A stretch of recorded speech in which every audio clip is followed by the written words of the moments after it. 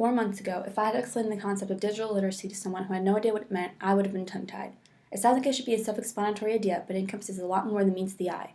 By learning about using various digital tools such as WordPress and Twitter, along with applications such as Pocket and Feedly, I have become literate in digital literacy. But the question still remains, what does digital literacy mean? According to Cindy Selfie, digital literacy is a complex set of socially and culturally situated values, practices, and skills involved in operating linguistically within the context of electronic environments, including reading, writing, and communicating. Simply put, digital literacy is the ability to be wise, literate, and well-versed in the use of online communications and spaces. And now the question is, well, how do I know if I'm digitally literate? My usage and examination of digital spaces has opened my eyes to the various forms of online communication I use daily. There was one form of communication I never thought I'd be interested in until I was asked to begin it as a course requirement: blogging. Blogs have been on the rise for quite a while now, with focuses on a wide range of topics, from cooking to DIY, fashion to music, and so much more. Kevin Kelly gave a startling statistic about blogs in his article titled We Are the Web. He states there are more than 50 million blogs on the internet, with a new one appearing every 2 seconds.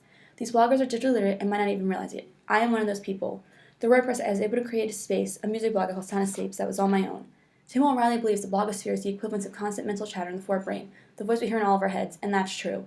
I have always had the intention of keeping a diary for years now, but never acted upon it. Now, I'm not saying that my blog, which is focused on music, is my diary, but it does help me clear my head. It is the mental release I need. It's my escape, or should I say my sound escape. By blogging, I am writing and communicating with others through an online platform that connects me with the readers of my blog, but also connects me to the larger community of music bloggers. I can communicate through writing by blogging, but I can also communicate through Twitter, which allows me to speak to other Twitter users, as well as put my thoughts and ideas out into the world for the public to see and respond to. Tim O'Reilly also says an essential part of Web 2.0 is harnessing collective intelligence, turning the web into a kind of global brain. During my Pocket and Feedly use, I was able to collect information at many sources and condense them into 2 neat, easy-to-access spaces that made it easy for me to not only learn about new things, but also inform my followers both on Twitter and on my blog. By looking up information off of websites and other blogs that I marked on Feedly and saving them to Pocket, I can later use the sites and information in my blog posts, and I can also tweet out links, photos, and anything else I find interesting. My blog is all about music, so most of the information I look at on Feedly and then save to Pocket has something to do with music. Having this information saved in my Pocket arsenal, I can then tweet about it or use it to inspire and inform my blog post, relating to a point Kevin Kelly makes, saying every link is both a departure and a destination. Having a link be a departure and a destination was confusing at first when I read this, but it makes sense.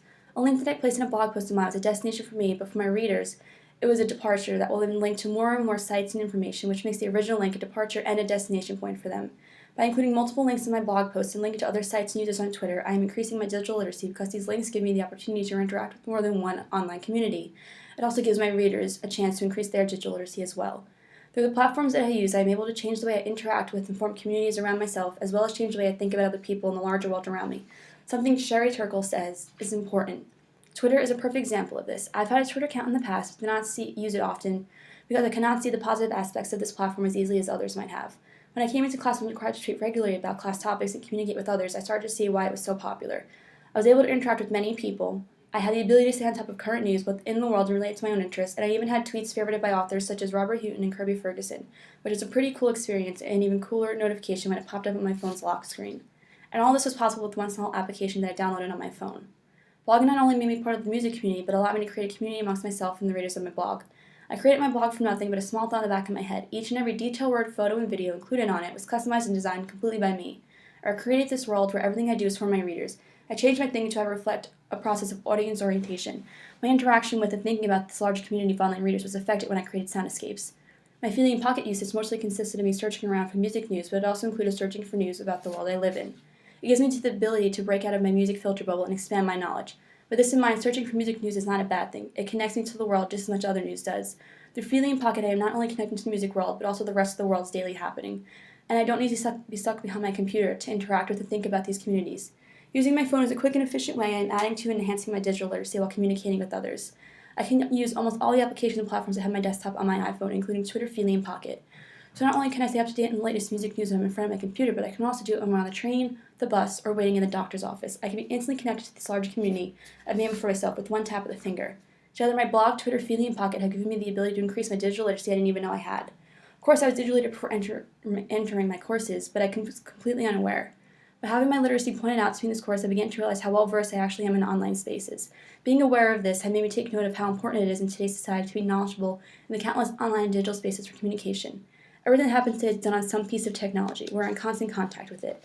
If we cannot navigate these devices and all the capabilities that come along with them, it will be difficult to do pretty much anything, including communicating with others, both in and out of our main circle of individuals. As current users of technology and communicators, we are the people responsible for learning and mastering the current options for communication so we can inform the newer generation on how to use them, and that is something we are doing each and every day. Every minute, 2.4 billion people are using some form of communication and are interacting with a larger community. Without our knowledge on these spaces, future generations will not know how to use digital spaces that have been created and popularized during our own generation. Additionally, it is up to the current communicators to add on to and develop newer, more effective forms of online communication to further digital literacy.